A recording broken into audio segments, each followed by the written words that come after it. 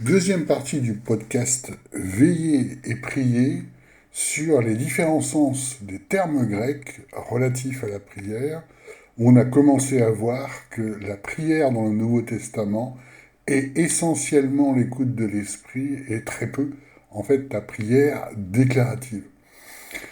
On se base sur Luc 21, versets 34 à 36, et surtout le verset 36, restez donc en éveil, priez Deomai en tout temps, afin d'avoir la force d'échapper à tous ces événements, donc les événements de la fin des temps et du retour de Jésus, et de vous présenter debout devant le Fils de l'homme.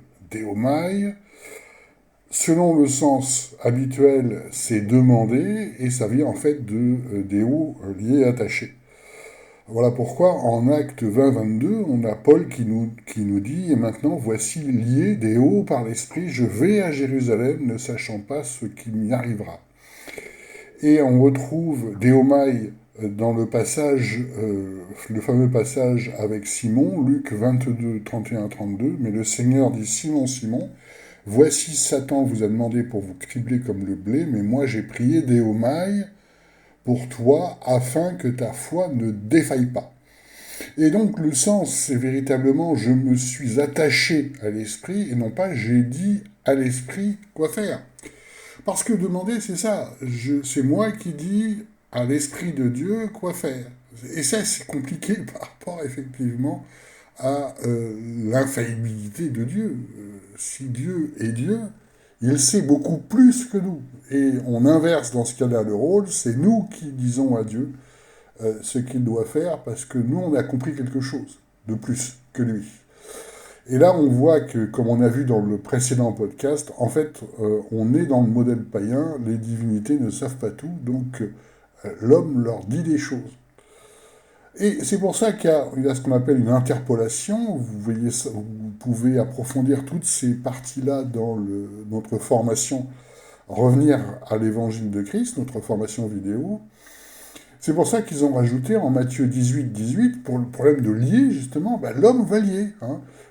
En vérité, je vous le dis, tout ce que vous lierez sur la terre sera lié dans le ciel, et tout ce que vous délierez sur la terre sera délié dans le ciel. Donc c'est l'homme qui décide, c'est l'homme qui fait, puisqu'il sait plus que Dieu. C'est l'homme qui dit ce qui va se passer. Donc c'est le strict inverse de l'enseignement de Jésus, le discipulat, on meurt à notre vie d'homme et on écoute l'esprit, et c'est le strict inverse du modèle du petit enfant qui ne fait pas par sa raison, mais qui écoute son père. Bon, là, c'est nous qui disons. Voilà. Et c'est le modèle, effectivement, païen. En acte 4, 29-32, on a ce passage avec Déomai. Lorsqu'ils eurent prié, Déomai, donc ils s'attachèrent à l'esprit, le lieu où ils étaient assemblés trembla et ils furent tous remplis de l'Esprit Saint. Donc, ce passage-là, vous êtes habitué à que ce soit présenté, effectivement, en disant, ils ont demandé, et puis, boum, ça y est, l'esprit est tombé, automatiquement. Alors qu'en fait, ils écoutèrent l'esprit, et c'est là où ils sont remplis de l'Esprit Saint, dans le sens exact. Déomai, c'est donc demander la direction de Dieu et écouter Dieu. D'ailleurs, dans le passage de Luc, le contexte de veiller et prier, c'est annoncer le plan de Dieu par rapport à la volonté des hommes. Luc 21, 9, 10, « Et quand vous entendrez parler de guerre et de sédition, ne vous effrayez pas, car il faut que ces choses arrivent premièrement, mais ce ne sera pas aussitôt la fin. Alors il leur disait, nation se lèvera contre nation et royaume contre royaume. » Et voyez ce passage-là, où Jésus leur annonce le plan de Dieu, sur lequel nous, on n'a aucun impact par rapport à ça. C'est le plan de Dieu qui se déroule pour la fin des temps. Et pourtant, partout dans les églises, il faut prier pour la paix. C'est nous qui disons à Dieu, ah non, on n'est pas d'accord avec ton plan, Nous, on veut la paix. Vous voyez la folie de cette inversion et qu'on retrouve effectivement dans l'enseignement traditionnel de la prière. Parce que Jésus, d'ailleurs, il parle très rarement à Dieu, en fait, mais il écoute en permanence. C'est ça le modèle. Matthieu 26, 39, c'est un des rares passages où on le voit qui parle à Dieu. Puis il avança de quelques pas, se jeta le visage contre terre et fit cette prière: Mon Père, si cela est possible, que cette coupe s'éloigne de moi. Donc il parle à Dieu. Toutefois, non pas ce que je veux, Télo, mais ce que tu veux, Télo. Et tout de suite, il ramène à l'enseignement permanent du Nouveau Testament, c'est ce que l'Esprit veut et non pas ce que tu veux par rapport à ça. Ainsi, quand les disciples demandèrent à Jésus un modèle de prière, Luc 11, versets 1 à 4, un de ses disciples lui dit: Seigneur, enseigne-nous à prier comme Jean l'a aussi enseigné à ses disciples. Attention, la phrase est très importante parce que Jean, en fait, enseignait selon le modèle juif. Et on va le voir plus loin, ce passage-là. Et il leur dit, et j'ai choisi Luc non pas par hasard, mais parce que Luc, c'est la version la plus courte. Toujours pareil, Luc, le grec, n'est pas vraiment dans la tradition juive comme Matthieu. Donc on a la version la plus courte, juste quelques phrases. Quand vous priez, dites: Père, que ton nom soit sanctifié, que ton règne vienne. Donne-nous chaque jour notre pain quotidien et remets-nous nos péchés, car nous-mêmes nous remettons à quiconque nous doit et ne nous induit pas en tentation. Donc, on pourrait résumer véritablement ces passages-là vraiment en une phrase avec 3 idées clés. Parce que le pain quotidien, puisqu'il nous dit bien que votre Père sait ce dont vous avez besoin, c'est pas le pain qu'on va manger, c'est vraiment le pain de vie, la direction de Jésus, la direction de l'Esprit par rapport à ça. Donc, on peut résumer avec 3 idées clés. Que ton plan se fasse selon ta volonté, virgule, dirige-nous chaque jour, le pain quotidien, et aide-nous car nous faisons selon ta volonté, puisque en fait on remet aussi les péchés aux autres. Donc, tout est orienté vers le fait de on t'écoute pour faire ta volonté. C'est pas notre volonté, mais ta volonté. Voilà ce qui est radical dans ce court enseignement sur la prière. C'est un principe. Tout doit être fait selon la volonté de Dieu et non pas selon notre volonté. C'est pour ça que en Luc, toujours 11, mais un peu plus loin, 13, si donc vous êtes mauvais, sachez de donner de bonnes choses à vos enfants, combien plus le Père qui est du ciel donnera-t-il l'Esprit Saint à ceux qui lui demandent. L'Esprit Saint, c'est sa volonté agissante. Donc il vous donne ce qui est de plus précieux, faire selon sa volonté. Et voilà tout l'enseignement du Nouveau Testament. Donc on va continuer sur les différents sens des termes grecs relatifs à la prière dans le Nouveau Testament. Éphésiens 6, versets 17 à 18, prenez aussi le casque du salut et l'épée de l'Esprit qui est la parole de Dieu. Faites en tout temps par l'Esprit toutes sortes de prières, prosoïque, et de supplications, diesis. Veillez à cela avec une entière persévérance et en priant diesis pour tous les saints. Donc priez pour tous les saints, tout le monde vous dit, voilà, il faut recommander la personne à Dieu. Tu sais, Dieu, c'est une bonne personne, tu dois l'aider quand même. Bon.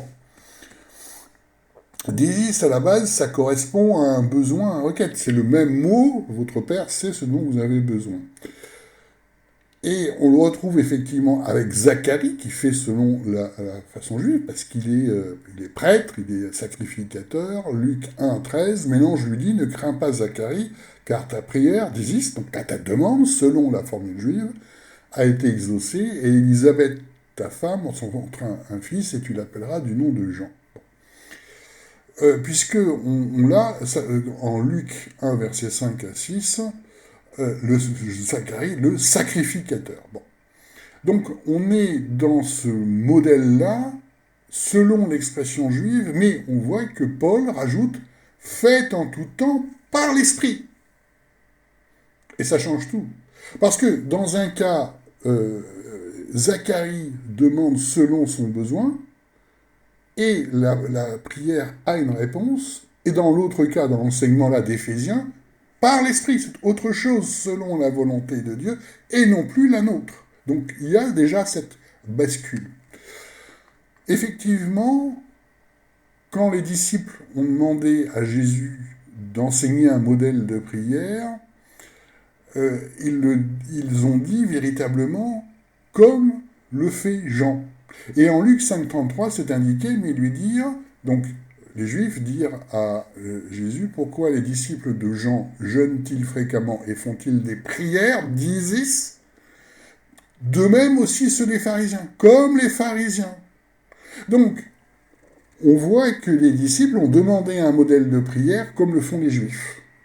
Et en fait, Jésus a répondu par une courte prière, extrêmement courte par rapport aux prières habituelles juives, qui retourne vers la volonté de Dieu par rapport à ça, et a fait l'enseignement sur « de toute façon, votre Père sait ce dont vous avez besoin ».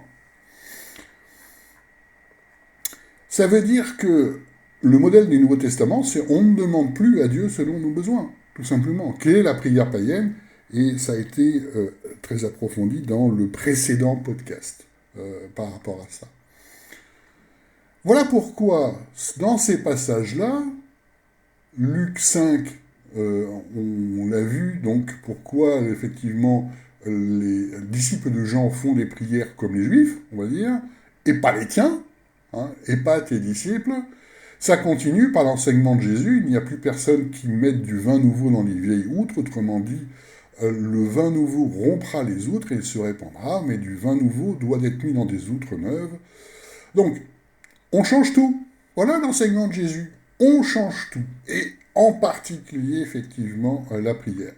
On retrouve ce nouveau modèle, donc comme en Éphésiens, en fait, par l'Esprit, et non pas selon la volonté de l'homme. Jacques 5, versets 16 à 17, qui commence par « Elle peut beaucoup, la prière, donc d'Isis, là selon le modèle juif, d'un juste, faite avec ferveur. Élie était un homme sujet aux mêmes infirmités que nous, il pria proseuchomai avec insistance qu'il ne plût pas, et il ne plut pas sur la terre. » Bon, proseuchomai, c'est dérivé de komai, selon la volonté de Dieu. Donc, dans cette phrase, Jacques part du modèle juif, pris selon ta volonté, modèle païen, pour arriver à proseuchomai, selon la volonté de Dieu. Comme d'Isis, en fait, le besoin doit être conforme à la volonté de Dieu, par l'Esprit. Donc, on retrouve l'enseignement de Jésus sur la prière, on peut résumer en que ton plan se fasse selon ta volonté, dirige-nous chaque jour, aide-nous car nous faisons selon ta volonté. Et on peut remarquer aussi que la demande de Jésus, à ce moment-là, est sur la possibilité d'un plan alternatif. Et ça existe aussi, effectivement, parce qu'il peut y avoir plusieurs plans de Dieu pour la même action. Donc, on continue sur ce modèle des prières qui part de la volonté de l'homme. Et c'est une catastrophe, parce que je me souviens d'enseignements qui ont été faits dans une église pentecôtiste africaine, qui est située au Québec, où il parle tout le temps de faire des prières pour la conversion.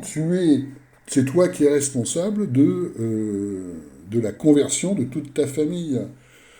Donc, tu dois en permanence faire des prières pour qu'ils se convertissent, parce que tu es responsable de leur salut. Et donc, ils passent leur vie à prier pour. Prier pour sa famille, donc selon sa volonté, et alors ça veut dire que l'esprit n'a plus son mot à dire, il n'y a plus d'élection. Donc, si c'est fait selon la volonté des hommes, vous voyez la catastrophe, ça voudrait dire qu'on les retrouve dans la Nouvelle Jérusalem pour juger les nations selon la volonté de l'homme. C'est l'inverse du plan de Dieu, véritablement.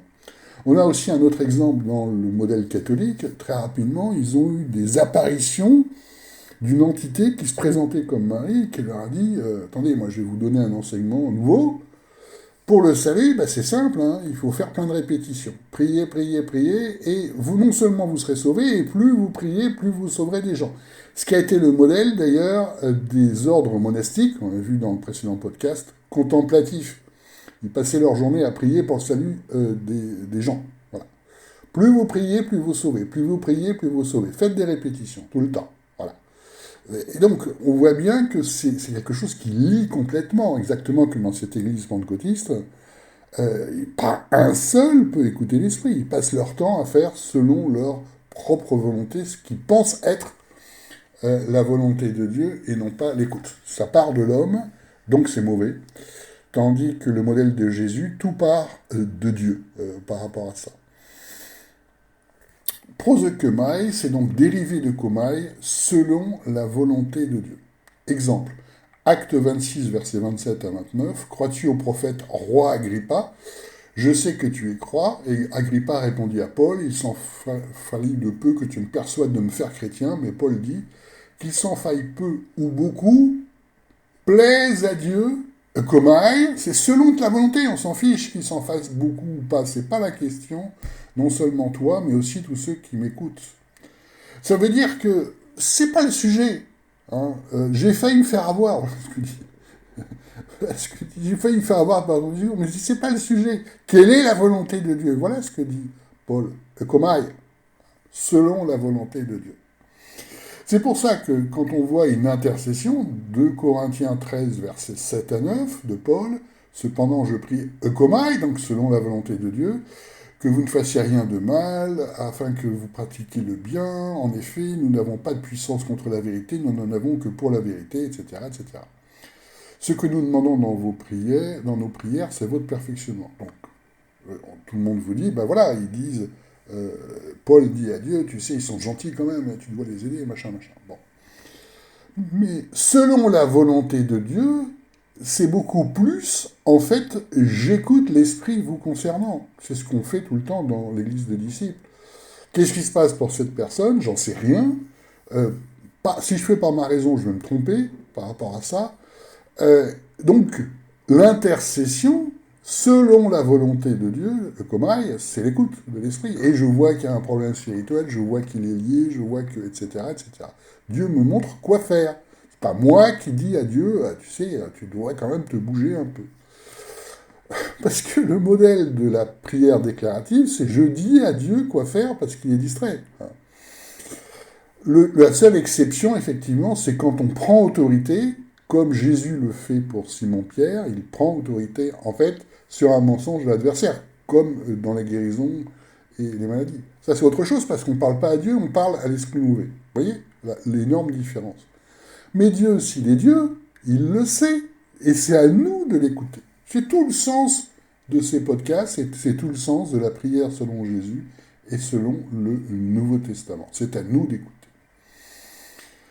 Matthieu 10, 29 à 30, voilà ce que Jésus nous dit, ne vantons pas 2 passereaux pour un sou, cependant il n'en tombe pas un à terre sans la volonté de votre Père, et même vos cheveux sont tous comptés. L'enseignement de Jésus, c'est Dieu, c'est tout. L'enseignement de la prière païenne, c'est Dieu, c'est pas grand-chose en fait, c'est à toi de lui dire, qu'est-ce que tu veux qu'il devine? Bon. Et ça, c'est une prière pour les divinités, véritablement. On retourne en Jacques 5, 16, confessez donc vos péchés les uns aux autres et priez eukomai les uns pour les autres afin que vous soyez guéris. C'est-à-dire, eukomai, là vous avez bien compris, écoutez l'esprit pour voir ce qui se passe. Et c'est ce qu'on fait toujours, effectivement, avant de faire, par exemple, une prière d'autorité pour une personne, on écoute l'esprit pour voir ce qui se passe. Alors, une précision sur l'intercession. C'est intéressant parce qu'en Romains 1, versets 9 à 13, on voit d'autres expressions qui arrivent. Car Dieu, que je sers en mon esprit dans l'évangile de son Fils, là c'est une bonne base que dit Paul, m'est témoin que sans cesse je fais mention de vous, Néa, demandant Deomai, toutes les fois que je prie proseuk, on retrouve les termes précédents, pour que je puisse aller chez vous. Bon, donc la traduction classique, c'est de dire, ouais, il dit à Dieu, hey, je dois y aller quand même, bouge-toi. Bah non. Ouais. Puisque Néa, je fais mention, c'est pas dire, c'est se souvenir. On pourrait dire tourner ses pensées vers. Et c'est ce qu'on fait tout le temps dans l'intercession. J'ai pas à dire à Dieu ce que je pense, puisqu'il le sait, puisqu'il connaît toutes nos pensées. Il me suffit que je tourne mes pensées vers Dieu, et non plus vers ce que moi je pense, pour l'écouter. C'est ça la base de l'intercession. Moi, ce que je fais personnellement, tous les jours, pour avoir la direction pour les uns et les autres, ce que je dois faire, est-ce que je dois faire ce podcast ou pas, etc., etc., je branche mes écouteurs avec de la musique spirituelle, qui est surtout pas chrétienne d'ailleurs, qui est la musique qui m'aide simplement à ne plus tourner mes pensées vers moi, mais à tourner mes pensées vers Dieu. Et automatiquement, automatiquement. très rapidement, j'ai la réponse, en fait. Dieu me parle parce que je suis en disposition pour l'écouter. Écoute l'esprit, véritablement. Quand j'ai une inquiétude, je tourne mes pensées vers Dieu, j'ai tout de suite ma réponse pour une personne. C'est pas moi qui dis à Dieu, t'as oublié un truc, d'accord? Voilà pourquoi il y a l'interpolation, donc le rajout. Luc 23, 34, ils ont rajouté, mais Jésus dit, Père, pardonne-leur parce qu'ils ne savent pas ce qu'ils font. Donc, ce modèle-là, c'est l'homme qui doit influencer la divinité qui ne sait pas tout. Mais Dieu, ça voudrait dire, si ce texte, ce passage était vrai, que Dieu, il ne sait pas. Il se trompe. Donc, il va absolument les punir parce qu'il ne sait pas. Et ça, c'est le modèle païen, véritablement. Mneia, ça vient de Naomai, Nimetsko, se souvenir. D'accord? Proseuchomai, c'est dérivé de komai, selon la volonté de Dieu, en se tournant vers Dieu. Donc, tous nos modèles d'intercession, ça fait très longtemps qu'on ne dit plus rien. On tourne notre pensée, effectivement, vers Dieu, on attend sa réponse, parce qu'on sait très bien ce qui nous préoccupe, et on a, effectivement, la vision de ce qui se passe pour la personne, ce qui est comme ça que faisait Paul. Et c'est comme ça que fait Jésus, notamment pour Simon-Pierre. Luc 6, versets 12 à 13. Or, il arriva en ces jours-là qu'il s'en alla sur la montagne pour prier, proseuch, et il passa toute la nuit à prier Dieu. Et quand le jour fut venu, il appela à lui ses disciples, et il en choisit 12 d'entre eux qu'il nomma apôtres. Proseuch, c'est se tourner vers Dieu pour faire sa volonté. Ce qui est prévu d'avance selon le plan de Dieu. Et voilà pourquoi, dans le passage de Matthieu 21-22, tout ce que vous demanderez dans la prière, proseuch avec foi, vous le recevrez. C'est tout ce qui correspond au plan de Dieu. Donc il faut l'écouter pour connaître le plan de Dieu. Ce n'est pas votre plan, mais le plan de Dieu. D'où Marc 11-24, c'est pourquoi je vous dis, tout ce que vous demanderez en priant, proseuchomai, croyez que vous le recevrez, et cela sera fait.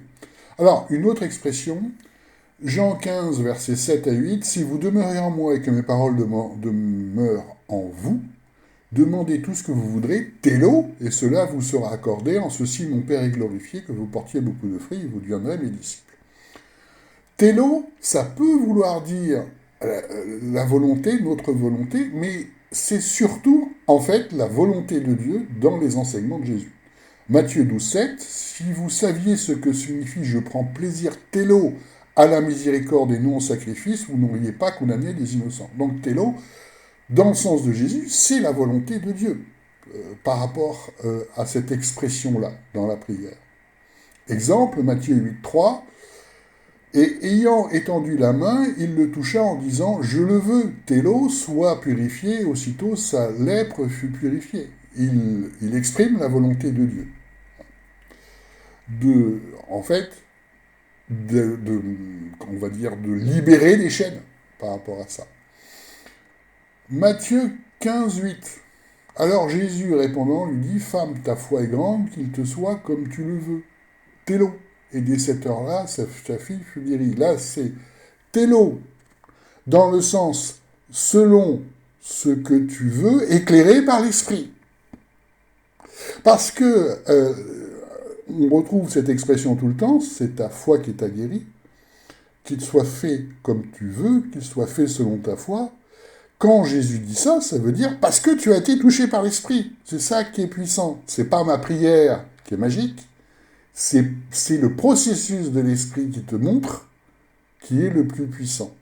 Et on ne fait qu'en fait accélérer le processus de l'Esprit. Le ministère n'est qu'accélérer le processus de l'Esprit, comme on voit dans tout le Nouveau Testament, comme par exemple Philippe l'évangéliste avec l'Éthiopien. Il est déjà touché par l'Esprit, Philippe l'évangéliste écoute l'Esprit et accélère le processus de l'Esprit. Tout le ministère est là. Quand il n'y a pas la première phase d'écouter l'Esprit, vous n'avez aucun ministère. Vous faites selon une tradition, selon vos pensées et non pas selon l'Esprit.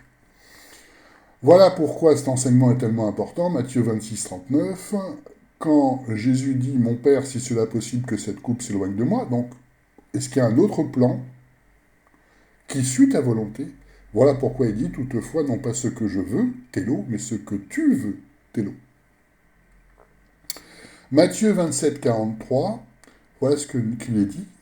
S'est confié en Dieu, que Dieu le délivre maintenant s'il l'aime. Télo, selon sa volonté, toujours pareil. En effet, il a dit, je suis le Fils de Dieu. Et d'autres passages interpolés, rajoutés par l'Église du Xe siècle, on trouve dans Timothée. On intercède non plus selon la volonté de Dieu, mais selon la volonté de l'homme. 1 Timothée 2, verset 1-4, j'exhorte donc avant toute chose à faire des supplications, des is, selon le terme juif, des intercessions, antexéxis, c'est des demandes, c'est selon ce que je veux. 1 Timothée 4, verset 4-5, parce que tout ce que Dieu a créé est bon, car c'est sanctifié par la parole de Dieu et par la prière en texte selon nos demandes. Voilà. C'est insupportable de faire selon la volonté de Dieu, et il rajoute tout le temps faire selon notre volonté, qui est en fait le modèle de la prière le plus couramment enseigné. On trouve un autre terme qui est un terme juif. On le trouve une seule fois, ikteria, en hébreu. C'est normal puisque ça s'adresse à des juifs. Hébreux 5, versets 7-9, c'est lui qui, dans les jours de sa chair, ayant offert avec de grands cris, avec larmes, des prières et des supplications. Ikteria, à celui qui fut sauvé de la mort, etc., etc. Donc, là, Paul reprend une supplication juive qu'on ne retrouve pas dans d'autres termes, dans d'autres passages dans le Nouveau Testament. On le retrouve une seule fois, parce que c'est un terme juif, supplication. On retrouve aussi un autre terme qui est makros, les longues prières. Regardez toutes ces églises qui vous invitent à des nuits de prière. Voilà le sens de makros. Matthieu 23, 14, on trouve dans 3 évangiles. Malheur à vous, scribes et pharisiens hypocrites, parce que vous dévorez les maisons des veuves sous prétexte de faire de longues prières, macros. C'est pour ça que c'est pas extraordinaire d'aller faire des longues prières en église. C'est pourquoi vous subirez un jugement plus rigoureux. Et d'ailleurs, l'enseignement de Jésus sur la prière, quand ils ont demandé en fait un modèle comme un modèle juif, très court, toujours.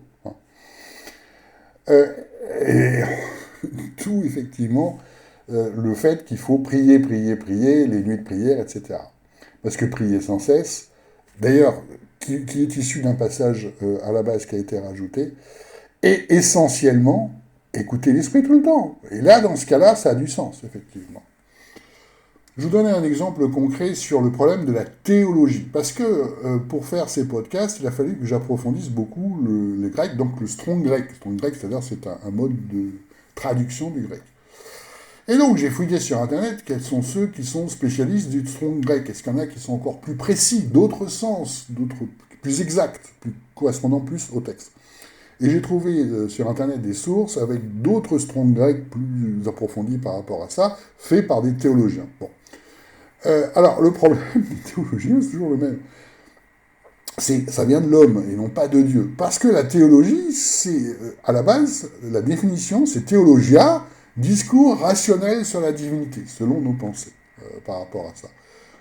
Ça a été utilisé la première fois par Platon, le philosophe, pour désigner la science de la divinité. Et donc, ce théologien, j'étais sur son site, pour étudier effectivement toutes les ressources qu'il avait sur le strong grec par rapport à ça, et tombé sur un de ces passages.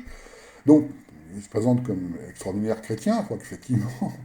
Et voilà ce qu'il dit, parce qu'il n'est pas content que quelqu'un, manifestement, ait utilisé ses sources. Nous déclarons n'avoir aucun rapport ni relation avec le site imposteur et réprouvé de 3 petits points, ni avec son webmestre 3 petits points, le glisseur efféminé et tiède, répugnant, vomi de la bouche de Dieu, chrétien satanique, malfaisant, voleur et hypocrite, qui pirate notre site pour voler nos documents et les mettre sur YouTube sans notre permission. Méfiez-vous de cet imposteur maudit et hypocrite, fils du diable, blasphémateur et idolâtre qui prétend être chrétien. Extraordinaire de ce gars qui prétend être théologien de haut niveau et qui n'a pas la moindre idée, effectivement, de ce que fait l'esprit. Donc voilà, méchanceté à l'œuvre de cet homme, incroyable, hein, par rapport à ça. Voilà la théologie, selon les hommes et non plus selon Dieu. Voilà pourquoi les enseignements que vous avez en Église suivent la tradition des hommes et non pas l'Esprit de Dieu. J'ai retrouvé aussi quelque chose qui m'a intéressé. On entend souvent parler de Vatican II. Hein. D'ailleurs, les traditionnalistes catholiques rejettent Vatican II, ils veulent la messe en latin, etc., etc. Bon. Mais on connaît beaucoup moins Vatican I.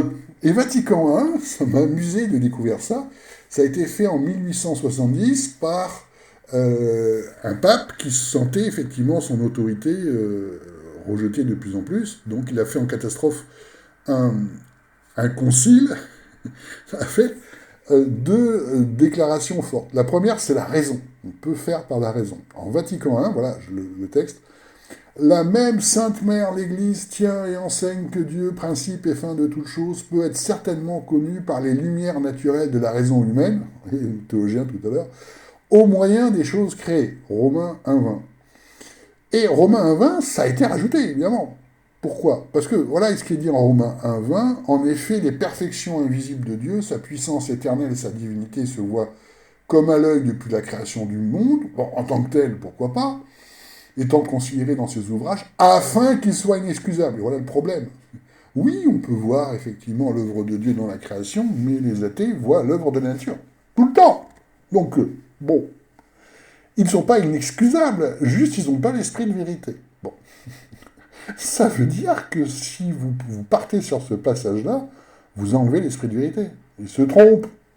Ah non.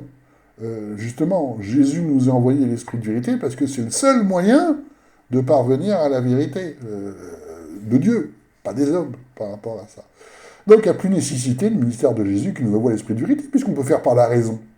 Et grâce à Vatican I, mais la tradition théologique, c'est toujours par la raison. Hein. Le pape dit, c'est par la raison. Voilà, très bien.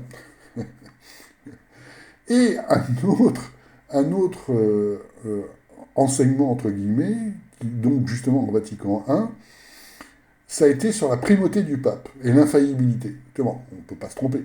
Nous enseignons donc et nous déclarons, suivant les témoignages de l'Évangile, que la primauté de juridiction sur toute l'Église de Dieu a été promise directement du bienheureux apôtre Pierre par le Christ notre Seigneur. C'est en effet lui qui dit au seul Simon, tu l'appelleras Céphas, Pierre, sur cette pierre, etc. Donc, en fait, les deux fondements de Vatican I, après ils ont dû le supprimer parce qu'il y a eu une invasion de soldats, etc. Bon. C'est pour ça qu'ils voulaient leur primauté d'abord. Bref. Ils ont choisi les deux passages interpolés. Ça leur parle énormément. C'est le même esprit. Ils comprennent très bien. En fait, les deux passages interpolés, je rappelle, qui ont été rajoutés par l'Église du IIe siècle pour mettre la primauté de l'homme et non pas de Dieu par rapport à ça. C'est intéressant. Et vous avez tout le temps ça dans les églises, les passages interpolés, mais alors ils adorent ça. Ah oui, ça ils comprennent, c'est pas selon l'esprit de Dieu, mais selon l'esprit des hommes. Ah ça ils adorent. Et on voit cet exemple-là, et c'est pour ça que c'est intéressant. Parce que le plus grand obstacle à la prière, c'est-à-dire l'écoute de l'esprit, pour faire la volonté de Dieu, le ministère, c'est nous, nos pensées. C'est tout le sens, effectivement, de l'enseignement de Jésus. C'est le petit enfant qui y arrive, pas nous, le petit enfant, celui qui écoute son Père. Si tu ne meurs pas à ta vie, tu n'y arrives pas, véritablement. D'où cette phrase de Jésus, Matthieu 26, 39, « Toutefois, non pas ce que je veux, télo, mais ce que tu veux, télo. » Et pour savoir ce que veut Dieu, il faut l'écouter.